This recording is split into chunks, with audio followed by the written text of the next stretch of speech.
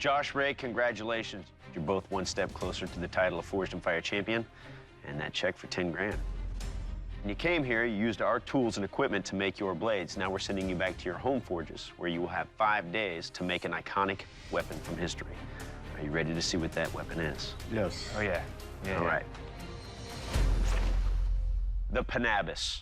Okay. Known as a chopping tool for both agriculture and combat, the Panabas earned its place as a weapon of war in the southern Philippines during the 19th century. Its sharp, forward-curved blade acted like an oversized meat cleaver and delivered deep, clean cuts, which made it ideal for executions. On the battlefield, warriors carrying a Panabas would follow behind the front line to behead anyone unlucky enough to have survived the first wave of attacks. Good luck, bladesmiths. See you in 5 days. Let's get it lit. I'm home, I'm prepped, and I'm ready to build a Panabas, a weird-looking blade. I'm not even sure how to describe it, and I've certainly never built one. It's always so much fun to watch it squish in the press. My plan is to put some of the fancier elements to it. My press has seized up. This is one of those things that could be a devastating 3-hour fix, and I have to have this machine. It's one of those things that I haven't had to deal with in about a year. Of course, as soon as I come home to do the final round, something like this has to happen. I have to fix this, or I may just lose the entire day. The most challenging thing today is to get my blade ready for heat treat. Watch that sword, bud. Not bad. Building the Panabas has been extremely fast. Got it all tempered, the handle attached, burnt, shaped. This is wet rawhide to keep everything pretty solid. And if everything holds together good, we'll put the rats. The rawhide, it broke. Then I didn't really have enough to finish it.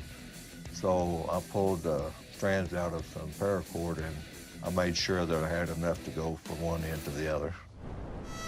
Ah, who's back in action? I need to make up for some lost time from yesterday.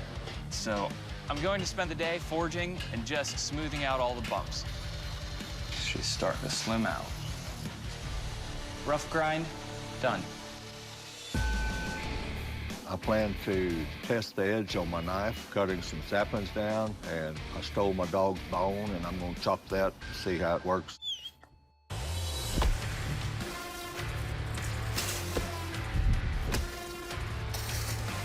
Now for the bone chop.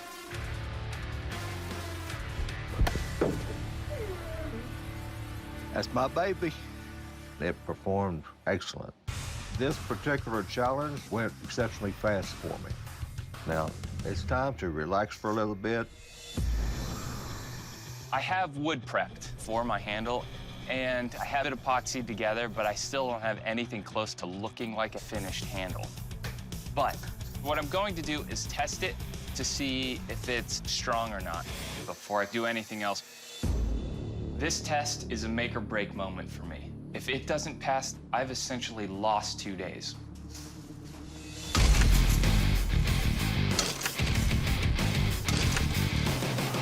Damn, I like this sword. This is a kill test to see what kind of lethal damage your Panabas will do. I will take your weapon and deliver slashes across this big carcass. Josh, you're up first. You ready? Absolutely.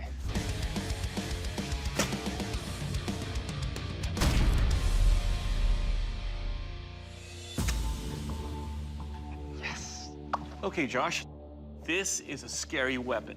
It's got a sweet spot in there that allows for a nice chop and, of course, second chop cut through the spine, the ribs, everything. Your Panabas will kill. Good job. Good job. All right, Ray, it's your turn. You ready? You betcha. Let's do this. I'm thinking I just got to do as good as Josh did. But I loved it when Doug said it will kill. That's with 2 E's.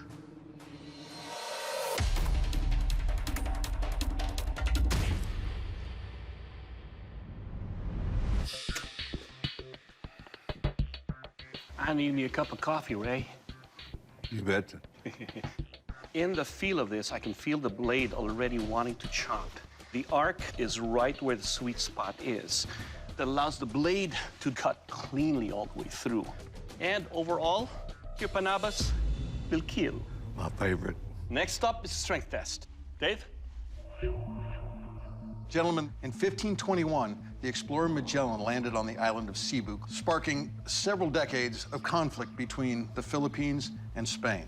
So to test your Panabas, I'm going to strike a Spanish morion twice with the edge of your weapon. Now, this is not about what your weapon does to the helmet, but what the helmet does to your weapon. Josh, you're up. You ready? Sure. Okay.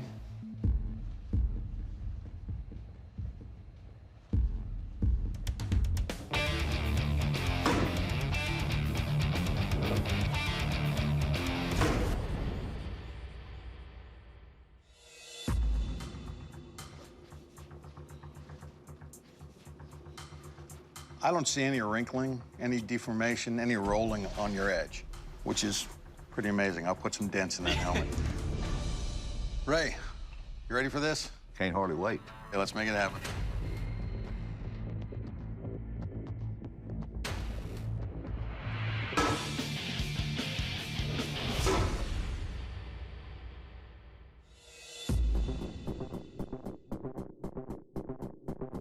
Okay, Ray, I can see a little shiny spot here.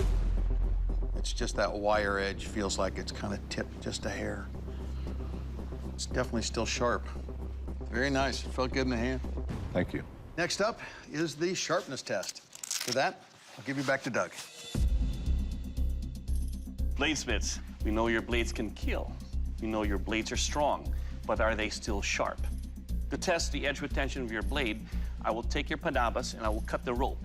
That will release the sandbag, which simulates an oncoming attack. I will then run the blade across this and cut it. Josh, you're up first. You ready? Yes, sir.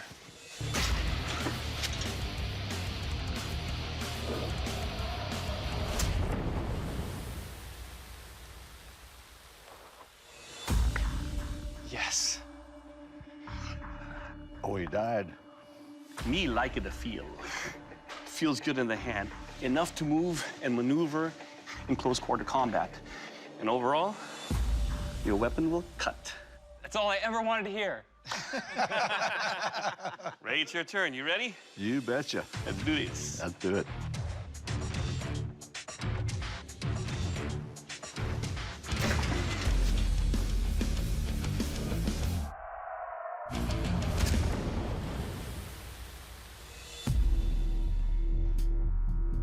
This is gonna be tough, Ray. I know it. I like your blade too. Your Panabas definitely is a cutter, and it's easy to wield. Your Panabas will cut. Thank you, sir. Good job. Josh and Ray, I honestly hate that it's come to me to be the guy that has to say these words, but there can only be one Forged in Fire champion in this arena. And that champion is Josh. Ray, unfortunately, your Panabas did not make the cut. Jason Knight will explain. When it comes down to this type of competition, sometimes just the little details are the game changer, Ray. Josh had a little bit more subtleties in his design. His handle was octagonally faceted, and he had file work in the spine. And those subtle details are the reason why Josh's blade won. Ray, please surrender your weapon. Buddy, You got it. give me a hug. Well, I feel great. I came here not to prove anything. I just enjoy the competition. My knife performed and his knife performed, so he got the money and I got the fun. Josh, congratulations. You are the Forged in Fire champion and will be receiving a check for $10,000. You're super excited right now, aren't you? This is like, it just feels so good. All of you fans, wherever the hell you came from, I love you guys. Josephine, with their designs that helped me get through round 2 with the handle, thank you. You made Daddy win. I am the Forged in Fire champion! That's what the happened. Sorry, Annie.